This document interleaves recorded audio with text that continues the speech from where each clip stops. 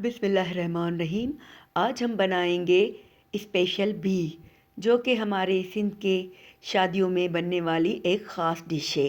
इसके लिए हम बी को छीलकर अच्छी तरह पानी से धोकर इसके मोटे और तिरछे कतले काट लेंगे। बी के कतले हम मोटे और तिरछे ही रखते हैं।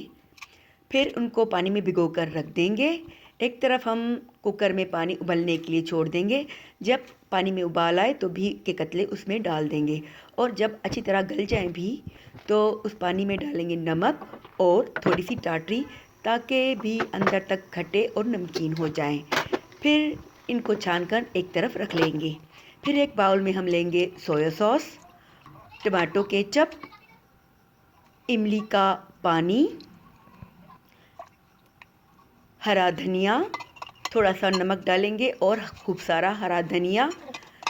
ये चटनी हम भी के ऊपर डाल देंगे, और फिर एक छोटे से बर्तन में हम हरी लहसुन और हरा मिर्ची का तड़का लगाएंगे।